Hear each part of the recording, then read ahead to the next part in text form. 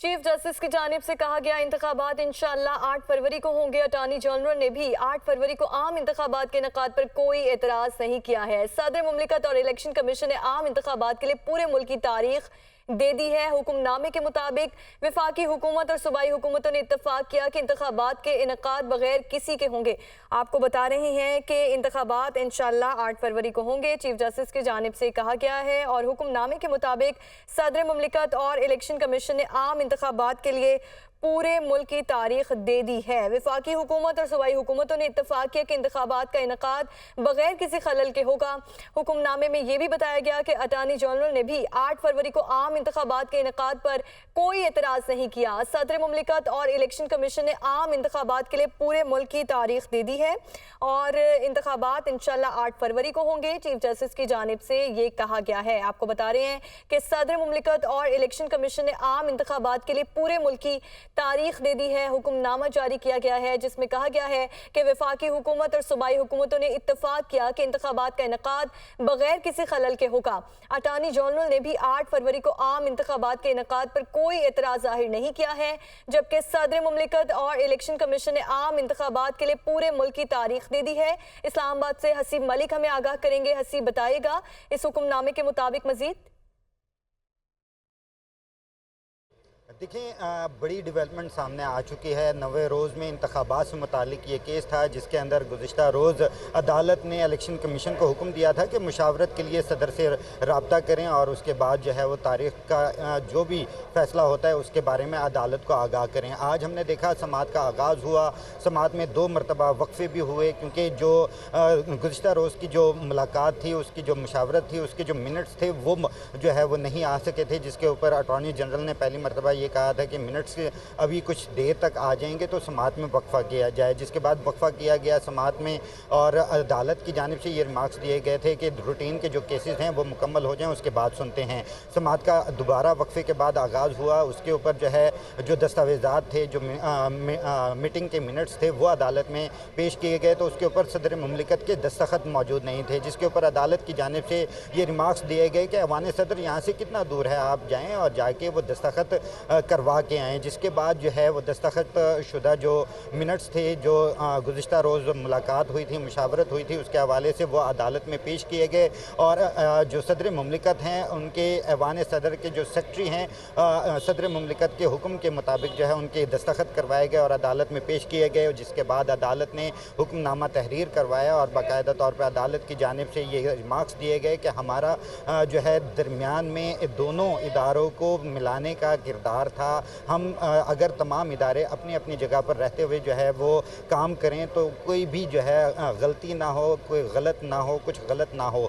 और अदालत की जानिब से ये भी रिमार्क्स दिए गए कि जो अटॉर्नी जनरल हैं उनकी जानिब से भी 8 फरवरी को जो इंतखाबात की जो तारीख़ दी गई है मुत्तफ़िका तौर पर उसके ऊपर एतराज़ नहीं किया गया और दीगर जो जमातें हैं उनकी तरफ से भी कोई एतराज़ात नहीं हैं। इलेक्शन कमीशन की जानिब से पूरे मुल्क के अंदर जो है 8 फरवरी को इंतखाबात के हवाले से जो है वो तारीख़ दी गई है। अदालत ने हुक्मनामा तहरीर करवाने के बाद जो है जो दरख्वास्तें थीं उनको निपटा दिया है बाकायदा तौर पे और आज chief justice of Pakistan justice Qazi Faez Isa की सरबराही के अंदर ये 3 रुकनी बेंच था जिसने समात की है और अदालत की जानिब से ये मुख्तसर समात का जो टेन्योर था वो तो बड़ा मुख्तसर था, लेकिन जो हुक्मनामा लिखवाया गया है वो काफ़ी डिटेल के अंदर उनकी जानिब से हुक्मनामा लिखवाया गया है क्योंकि अदालत की जानिब से ये रिमार्क्स दिए गए थे क्योंकि इलेक्शन कमीशन की जानिब से गुज़िश्ता रोज़ हमने देखा था कि 11 फरवरी की तारीख़ का जो है वो के बारे में अदालत को आगाह किया गया था और अदालत की जानिब से इसके ऊपर जो है बरहमी का भी इज़हार किया गया था कि आपने मुशावरत किए बगैर कैसे जो है 11 फरवरी की तारीख़ दे दी है। तो उसके ऊपर अदालत ने ये हुक्म दिया था कि आप मुशावरत करें और जुम्मे के रोज़ जो है अदालत को आगाह करें, जिसके बाद सुप्रीम कोर्ट ही जो तारीख़ है इंतखाबात की वो अनाउंस करेगी। तो आज हमने देखा मुशावरत गुज़िश्ता रोज़ हुई, इलेक्शन कमीशन की जानिब से इलेक्शन कमीशन हुकाम अदालत में पेश हुए, उनकी जानिब से 8 फरवरी की तारीख़ का अदालत को आगाह किया गया कि मुशावरत हो चुकी है और 8 फरवरी की तारीख़ जो है वो फ़ाइनल हुई है। जिसके बाद अदालत की जानिब से 8 फरवरी की तारीख़ का अनाउंसमेंट की गई है कि 8 फरवरी को मुल्क भर के अंदर जो है वो इंतखाबात होंगे और ये भी बाकायदा तौर पर आज की समात के हुक्मनामे में तहरीर करवाया गया है अदालत की जानिब से कि मुल्क भर के अंदर ये जो है ये इंतखाबात होंगे। चारों सूबों के अंदर इंतखाबात होंगे और इसके ऊपर जो तमाम तर जो फ़रीक़ैन हैं, अटॉर्नी जनरल को भी एतराज़ नहीं है, दीगर जो वो हैं दरख्वास्त गुज़ारान हैं उनको भी एतराज़ नहीं है, इलेक्शन कमीशन को भी एतराज़ नहीं है। तो 8 फरवरी की तारीख़ आम इंतखाबात के लिए मुकर्रर कर दी गई है, जिसके ऊपर 8 फरवरी को इंतखाबात होंगे। गुज़िश्ता समात में हमने ये भी देखा था कि इलेक्शन कमीशन के जो वकील थे वो अदालत में जब पेश हुए थे तो उनकी जानिब से एक मौक़िफ़ इख्तियार किया गया था कि हमने एतवार का रोज़ रखा है, क्योंकि एतवार को आम जो पब्लिक है जो वोट कास्ट जिन्होंने करने हैं उनके लिए आसानी होती है। और क्योंकि जो हल्का बंदियां का मामला था वो 5 दिसंबर तक मुकम्मल होगा और 5 दिसंबर के बाद हल्का बंदियों के बाद 54 रोज़ का टेन्योर होता है, जो कि लाजमी होता है। 54 रोज़ का जो टेन्योर है वो 29 जनवरी को मुकम्मल हो रहा है। तो उसके ऊपर जो है प्रॉपर एक प्लान जो है उनकी जानिब से सुप्रीम कोर्ट में पेश किया गया था, जमा करवाया गया था और ये कहा गया था कि जो है 54 दिन का हल्का बंदियों के बाद जो है वो होता है। तो इस हवाले से जो है ये अहम आज डेवलपमेंट आई है। 8 फरवरी की तारीख़ मुकर्रर की गई है और हुक्मनामा तहरीर करवा दिया गया है और अदालत ने तमाम तर जो दरख्वास्तें थीं वो भी हुक्मनामे लिखवाने के बाद उनको निपटा दिया है। जी जी हसीब, ये भी बताइएगा कि मुशावरत हुई, उसके बाद समाअत हुई और हुक्मनामा भी जारी किया गया कि क्या इस ऑर्डर पर अमल होगा? अदालत इंश्योर करेगी कि इस पर अमल किया जाएगा?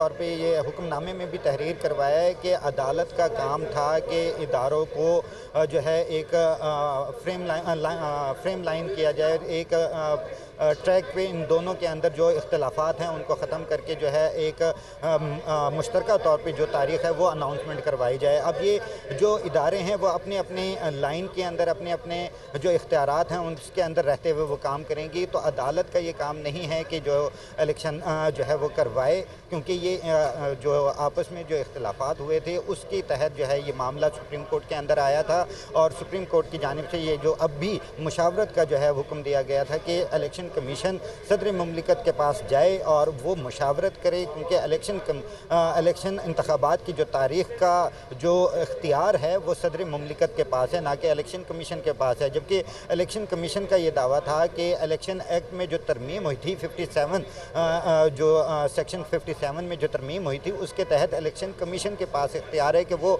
इंतखाबात की तारीख़ जो है वो अनाउंस करेगी, जो कि अदालत ने गुज़िश्ता रोज़ हमने देखा कि उसे रद्द किया था और अदालत ने यह बाकायदा तौर पर हुक्म दिया था कि इलेक्शन कमीशन सुप्रीम सदर मुमलिकत के पास जाए और वहाँ उनसे मुशावरत करे और एक तारीख़ का जो है वो मुत्तफ़िक हों, एक तारीख़ जो भी होती है वो अदालत को आके आगाह करें ताकि उसके ऊपर जो है अदालत आगाह जो है अनाउंसमेंट करे और जो भी फैसला होगा उसके जी ठीक है। हुक्मनामा जारी किया गया है। सदर मुमलिकत और इलेक्शन कमीशन ने आम इंतखाबात के लिए तारीख दे दी है। 8 फरवरी को इलेक्शंस होंगे पूरे मुल्क में और वफाकी हुकूमत और सूबाई हुकूमतों ने इत्तफाक किया है कि इंतखाबात का इनेकाद बगैर किसी खलल के किया जाएगा।